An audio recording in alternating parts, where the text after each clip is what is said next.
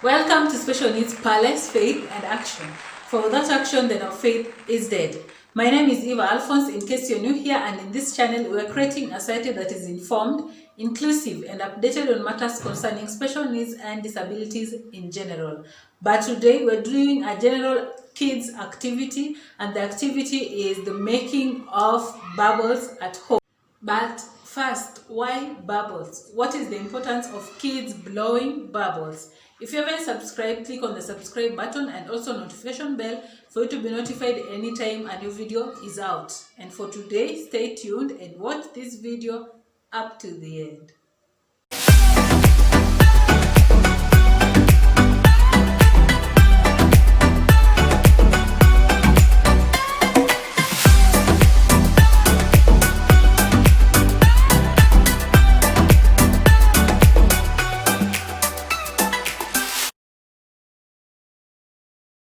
So on the importance of blowing bubbles, point number 1, it helps in eye-hand coordination. Blowing of bubbles, that picking of the bubble one and putting it in the bottle and blowing it, is an activity of eye-hand coordination. Therefore, it helps children who are poor in eye-hand coordination to well coordinate themselves during the activity. Number 2 is a good exercise for oral motor skills.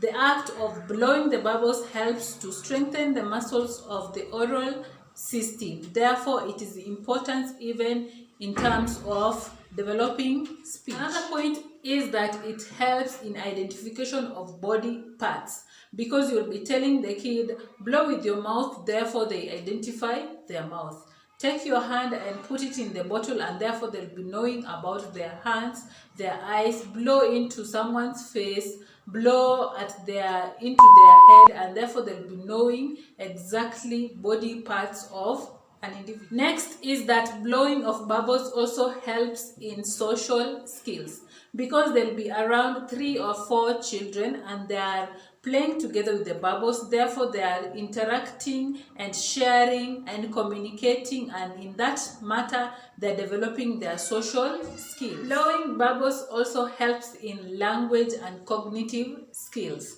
You're communicating to this child, you're giving instructions.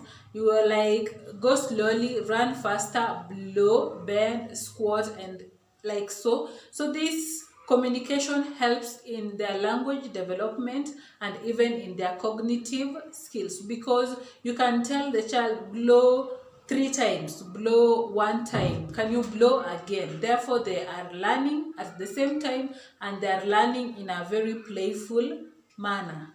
Blowing of bubbles also helps children in knowing how to follow direction, because you're telling them, blow to the front or to the back. Can you go to the left and blow? Go to the right and blow. And you're just communicating with them and giving directions, and sometimes they're able to follow. And when they're not able to follow, you find that this activity will help them to develop their directional skills. The next point is that it also helps in fine motor development, because they are holding things with their fingers and with their hands, and in this time they are developing their fine motor skills.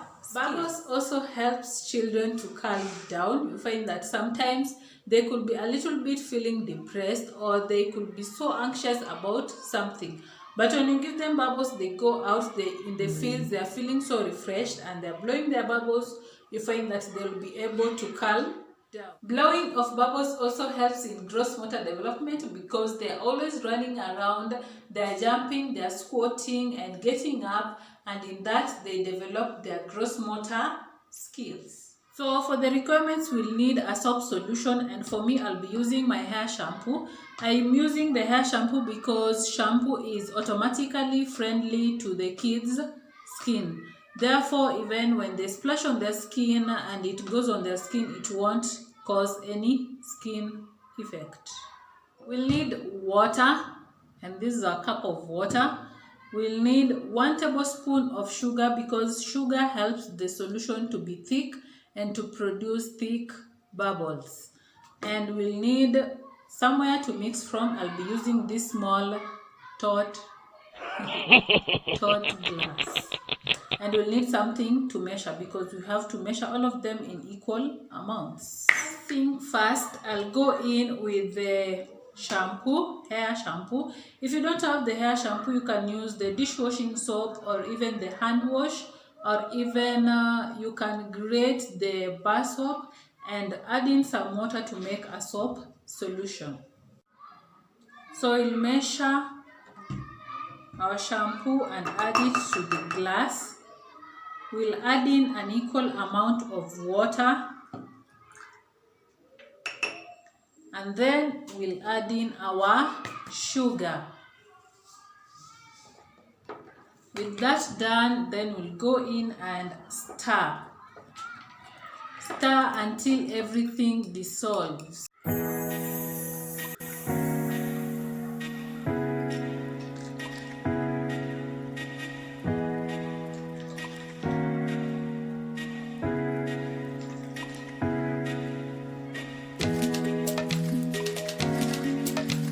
That's all for today. Thank you for staying here and watching this video up to the end.